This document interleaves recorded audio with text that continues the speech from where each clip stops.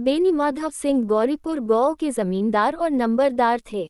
उनके पितामह किसी समय बड़े धन धान्य संपन्न थे। गांव का पक्का तालाब और मंदिर, जिनकी अब मरम्मत भी मुश्किल थी, उन्हीं के कीर्ति स्तंभ थे। कहते हैं इस दरवाजे पर हाथी झूमता था। अब उसकी जगह एक बूढ़ी भैंस थी, जिसके शरीर में अस्थि पंज के सिवा और कुछ शेष न रहा था, पर दूध शायद बहुत देती थी, क्योंकि एक न एक आदमी हाड़ी लिए उसके सिर पर सवार ही रहता था। बेनी माधव सिंह अपनी आधी से अधिक संपत्ति वकीलों को भेंट कर चुके थे। उनकी वर्तमान आय 1000 रुपये वार्षिक से अधिक न थी। ठाकुर साहब के 2 बेटे थे। बड़े का नाम श्रीकंठ सिंह था। उसने बहुत दिनों के परिश्रम और उद्योग के बाद B.A. की डिग्री प्राप्त की थी। अब एक दफ्तर में नौकर था। छोटा लड़का लाल बिहारी सिंह दोहरे बदन का सजीला जवान था। भरा हुआ मुखड़ा, चौड़ी छाती। भैंस का 2 सेर ताज़ा दूध वह उठकर सबेरे पी जाता था। श्रीकंठ सिंह की दशा बिल्कुल विपरीत थी। इन नेत्रप्रिय गुणों को उन्होंने B0A0 इन्हीं 2 अक्षरों पर न्योछावर कर दिया था। इन 2 अक्षरों ने उनके शरीर को निर्बल और चेहरे को कांतिहीन बना दिया था। इसी से वैद्य ग्रंथों पर उनका विशेष प्रेम था। आयुर्वेदिक औषधियों पर उनका अधिक विश्वास था। शाम सवेरे उनके कमरे से प्रायः खरल की सुरीली कर्ण मधुर ध्वनि सुनाई दिया करती थी। लाहौर और कलकत्ते के वैद्यों से बड़ी लिखा पढ़ी रहती थी। श्रीकंठ इस अंग्रेजी डिग्री के अधिपति होने पर भी अंग्रेजी सामाजिक प्रथाओं के विशेष प्रेमी न थे, बल्कि वह बहुधा बड़े जोर से उसकी निंदा और तिरस्कार किया करते थे। इसी से गांव में उनका बड़ा सम्मान था। दशहरे के दिनों में वह बड़े उत्साह से रामलीला होते और स्वयं किसी न किसी पात्र का पाठ लेते थे। गौरीपुर में रामलीला के वही जन्मदाता थे। प्राचीन हिंदू सभ्यता का गुणगान उनकी धार्मिकता का प्रधान अंग था। सम्मिलित कुटुंब के तो वह एकमात्र उपासक थे।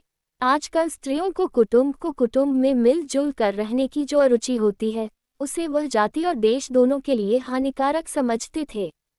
यही कारण था कि गौ की ललनाएं उनकी निंदक थीं। कोई तो उन्हें अपना शत्रु समझने में भी संकोच न करती थी। स्वयं उनकी पत्नी को ही इस विषय में उनसे विरोध था।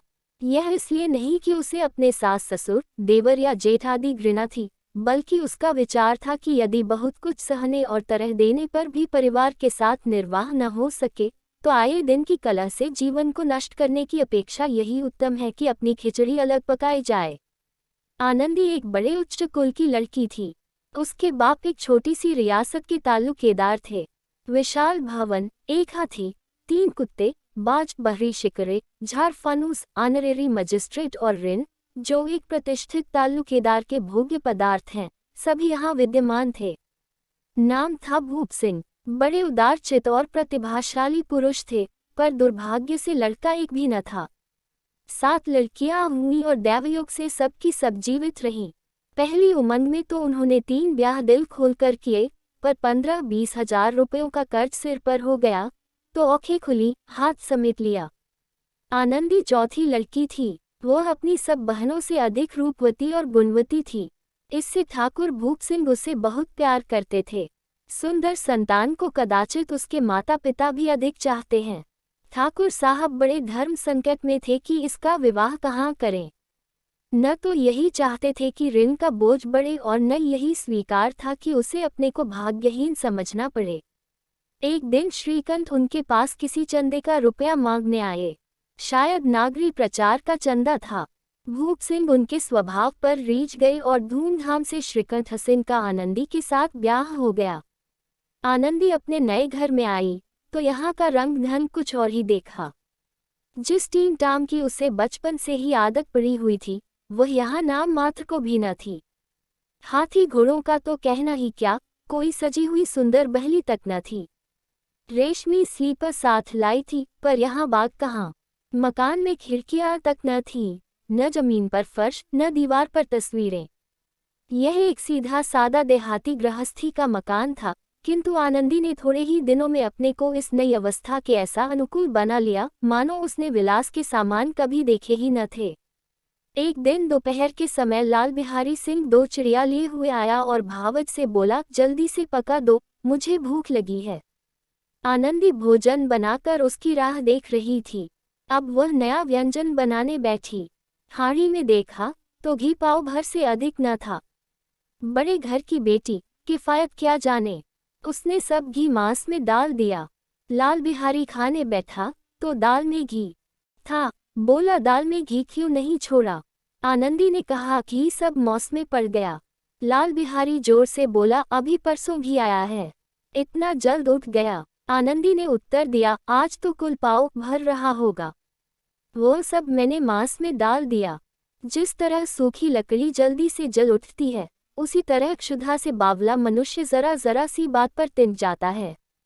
लाल बिहारी को भावज की यह रिठाई बहुत बुरी मालूम हुई। तिनक कर बोला, मैके में तो चाहे घी की नदी बहती हो। स्त्री गालियां सह लेती हैं, मार भी सह लेती हैं, पर मैके की निंदा उनसे नहीं सही जाती। आनंदी मुंह फेर कर बोली, हाथी मरा भी तो 9 लाख का, वहां इतना घी नित्य नाई कहार खा जाते हैं। लाल बिहारी जल गया, थाली उठाकर पलट दी और बोला, जी चाहता है जीभ पकड़कर खींच लूं। आनंद को भी क्रोध आ गया, मुंह लाल हो गया। बोली, वह होते तो आज इसका मजा चखाते। अब अपर उजर ठाकुर से न रहा गया। उसकी स्त्री एक साधारण जमींदार की बेटी थी। जब जी चाहता उस पर हाथ साफ कर लिया करता था। खड़ाऊ उठाकर आनंदी की ओर जोर से फेंकी और बोला, जिसके गुमान पर भूली हुई हो उसे भी देखूंगा और तुम्हें भी। आनंदी ने हाथ से खड़ाऊ रोकी, सिर बच गया, पर अंगली में बड़ी चोट आई। क्रोध के मारे हवा से हिलते पत्ते की भांति कांपती हुई अपने कमरे में आकर खड़ी हो गई। स्त्री का बल और साहस, मान और मर्यादा पति तक है। उसे अपने पति के ही बल और पुरुषत्व का घमंड होता है।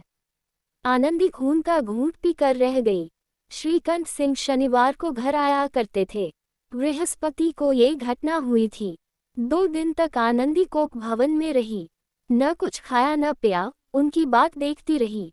अंत में शनिवार को वह नियमानुकूल संध्या समय घर आए और बाहर बैठकर कुछ इधर उधर की बातें, कुछ देशकाल संबंधी समाचार तथा कुछ नए मुकदमों आदि की चर्चा करने लगे। ये वार्तालाप 10 बजे रात तक होता रहा। गांव के भद्र पुरुषों को इन बातों में ऐसा आनंद मिलता था कि खाने पीने की भी सुधि न रहती थी। श्रीकंठ को पिन छुड़ाना मुश्किल हो जाता था। ये 2-3 घंटे आनंदी ने बड़े कष्ट से काटे। किसी तरह भोजन का समय आया। पंचायत उठी, एकांत हुआ तो लाल बिहारी ने कहा, भैया आप जरा भाभी को समझा दीजिएगा कि मुंह संभाल कर बातचीत किया करें, नहीं तो एक दिन अनर्थ हो जाएगा। बेनी माधव सिंह ने बेटे की ओर साक्षी दी, हाँ, बहू बेटियों का ये स्वभाव अच्छा नहीं कि मर्दों के मुंह लगे। लाल बिहारी, वह बड़े घर की बेटी है तो हम भी कोई कुर्मी कहार नहीं है। श्रीकंठ ने चिंतित स्वर से पूछा, आखिर बात क्या हुई? लाल बिहारी ने कहा, कुछ भी नहीं, यूं ही आप उलझ पड़ी। मैके के सामने हम लोगों को कुछ समझती ही नहीं। श्रीकंठ खा पीकर आनंदी के पास गए। वह भरी बैठी थी। ये हजरत भी कुछ तीखे थे। आनंदी ने पूछा, चित्त तो प्रसन्न है? श्रीकंठ बोले, बहुत प्रसन्न है, पर तुमने आजकल घर में यह क्या उपद्रव मचा रखा है? आनंदी की त्योरियों पर बल पड़ गए। झुंझलाहट के मारे बदन में ज्वाला सी दहक उठी। बोली, जिसने तुमसे यह आग लगाई है उसे पाऊं मुंह झुलस दूं। श्रीकंठ, इतनी गर्म क्यों होती हो, बात तो कहो। आनंदी, क्या कहूं, यह मेरे भाग्य का फेर है। नहीं तो गंवार छोकरा, जिसको चपरासगिरी करने का भी शौर नहीं, मुझे खड़ाओं से मार कर यूं न करता। श्रीकंठ, सब हाल साफ साफ कहा तो मालूम हो, मुझे तो कुछ पता नहीं। आनंदी, परसों तुम्हारे लाडले भाई ने मुझसे मांस पकाने को कहा। घी हौडी में पाव भर से अधिक न था, वो सब मैंने मांस में डाल दिया। जब खाने बैठा तो कहने लगा, दल में घी क्यों नहीं है? बस इसी पर मेरे मैके को बुरा भला कहने लगा, मुझसे न रहा गया। मैंने कहा कि वहाँ इतना घी तो नाई कहार खा जाते हैं और किसी को जान भी नहीं पड़ता। बस इतनी सी बात पर इस अन्यायी ने मुझ पर खड़ाऊ फेंक मारी। यदि हाथ से न रोक लूं तो सिर फट जाए। उसी से पूछो, मैंने जो कुछ कहा है वो सच है या झूठ? श्रीकंठ की आंखें लाल हो गईं। बोले, यहाँ तक हो गया इस छोकरे का ये साहस। आनंदी स्त्रियों के स्वभाव अनुसार रोने लगी, क्योंकि आंसू उनकी पलकों पर रहते हैं। श्रीकंठ बड़े धैर्यवान और शांति पुरुष थे। उन्हें कदाचित ही कभी क्रोध आता था। स्त्रियों के औसू पुरुष की क्रोधाग्नि भड़काने में तेल का काम देते हैं। रात भर करवटें बदलते रहे। उद्विग्नता के कारण पलक तक नहीं झपकी। प्रातःकाल अपने बाप के पास जाकर बोले, दादा, अब इस घर में मेरा निबाह न होगा। इस तरह की विद्रोहपूर्ण बातें कहने पर श्रीकंठ ने कितनी ही बार अपने कई मित्रों को आड़े हाथों लिया था, परंतु दुर्भाग्य, आज उन्हें स्वयं में ही बातें अपने मुंह से कहनी पड़ी। दूसरों को उपदेश देना भी कितना सहज है। बेनी माधव सिंह घबरा उठे और बोले, क श्रीकंठ, इसलिए कि मुझे भी अपनी मान प्रतिष्ठा का कुछ विचार है। आपके घर में अब अन्याय और हठ का प्रकोप हो रहा है। जिनको बड़ों का आदर सम्मान करना चाहिए, वे उनके सिर चढ़ते हैं। मैं दूसरे का नौकर ठहरा घर पर रहता नहीं। यहाँ मेरे पीछे स्त्रियों पर खड़ाओं और जूतों की बौछारें होती हैं। कड़ी बात तक चिंता नहीं, कोई एक की दो कह ले, वहां तक मैं सह सकता हूँ, किंतु ये कदापि नहीं हो सकता कि मेरे ऊपर लात घूंसे पड़े और मैं दम न मारूं। बेनी माधव सिंह कुछ जवाब न दे सके। श्रीकंठ सदैव उनका आदर करते थे। उनके ऐसे तेवर देखकर बूढ़ा ठाकुर अवाक रह गया। केवल इतना ही बोला, बेटा, तुम बुद्धिमान होकर ऐसी बातें करते हो। स्त्री इस तरह घर का नाश कर देती है। उनको बहुत सिर चढ़ाना अच्छा नहीं। श्रीकंठ, इतना मैं जानता हूँ, आपके आशीर्वाद से ऐसा मूर्ख नहीं हूँ। आप स्वयं जानते हैं कि मेरे ही समझाने बुझाने से इसी गांव में कई घर संभल गए, पर जिस स्त्री की मान प्रतिष्ठा का ईश्वर के दरबार में उत्तरदाता हूँ, उसके प्रति ऐसा घोर अन्याय और पशुवत व्यवहार मुझे असह्य है। आप सच मानिए, मेरे लिए यही कुछ कम नहीं है कि लाल बिहारी को कुछ दंड नहीं होता। अब बेनी माधव सिंह भी गरमाए, ऐसी बातें और न सुन सके। बोले, लाल बिहारी तुम्हारा भाई है, उससे जब कभी भूल चूक हो उसके कान पकड़ो। लेकिन श्रीकंठ, लाल बिहारी को मैं अब अपना भाई नहीं समझता। बेनी माधव सिंह स्त्री के पीछे। श्रीकंठ जी नहीं, उसकी क्रूरता और अविवेक के कारण।